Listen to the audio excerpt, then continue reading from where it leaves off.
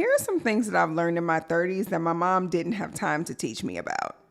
First things first, I learned that I don't have to be at every single thing in order to be seen, heard, and understood. Walk with me. I think that when we're in our 20s, a lot of us spend a lot of time trying to show up every single place, whether that's for work, whether that's for our friends, family, whoever, whenever, wherever. And a lot of times we're just trying to keep up with the Joneses. Myself included, in my late 20s, I spent a lot of time trying to fit into other people's lives, their friend circles. And in my 30s, I learned that I don't fucking have to be everywhere at every time. And based on the self-preservation that I want to have, as a lady, I think that some exclusivity is key. Also, just growing up, I realized that I might be tired. I don't have to be everywhere at every single thing. And 9 times out of 10, I'm not going. If you invite me somewhere and I happen to show up, your ass ought to be thankful. Like it. I also learned that endings are okay. I think that we spend a lot of time as human beings trying to fight endings, whether that's in a long-term relationship, a friendship, a job. But I have learned in my 30s that endings are simply okay. They may even be good because I can't have a new beginning if I'm holding on to this thing that has to end. I knew that I needed to release my death grip that I had on things that were no longer serving me because it just made sense. It made sense for me to let it go, to let it end, because it needed to. Holding on to old shit is what makes you look old. Clock it.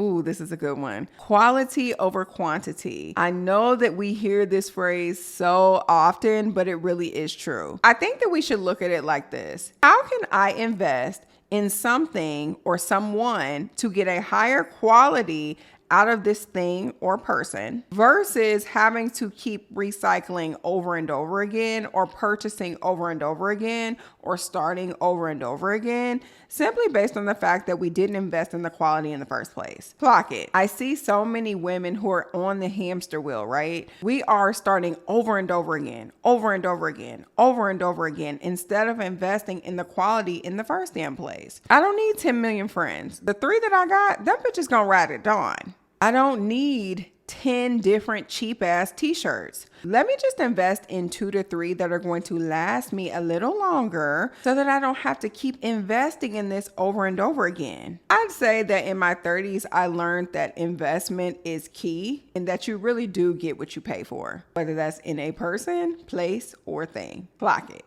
I also learned that we should be documenting our lives more than we think. And I know what y'all are going to say. Everybody doesn't want to be an influencer. That's not what I'm saying. Documenting is important because we should be documenting how we want our lives to be remembered. We're not getting any younger, and 9 times out of 10, somebody is going to find our stuff, right? Whether that's our closet full of clothes, whether that's our phones, whether that is our journal, whatever that thing is that people are going to find when you pass on. I wanted to make sure that I was documenting so that somebody could read my life and understand the value of my life, right? That's with the things that I'm collecting, like my archives of clothing, every piece that's in my home that's been handpicked, my content that's available for all of you guys to see, as well as my personal notes that I keep in my journal, because our lives are important. And nobody's gonna write your movie if you don't. Ain't no sense in letting somebody else document what they think your life was when you could actually document it yourself. Hit record, write it down, start collecting. It's time.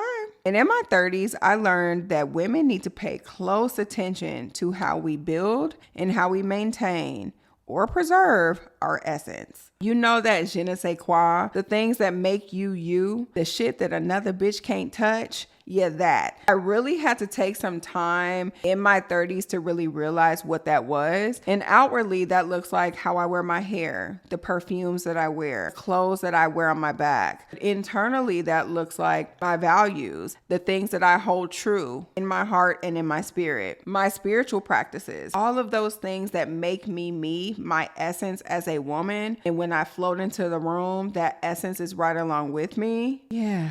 I learned that that was really important and that many women spend a lot of time taking care of everything and everyone else. But many of us are losing our essence. And I never wanted to be that girl. So I wasn't, and I'm not. My essence is going to outlive me, and it's something that I think that many women need to take some time to figure out for themselves. So if you're in your 30s, let me know what you've learned. If you're not, you got a lot to look forward to. Bye.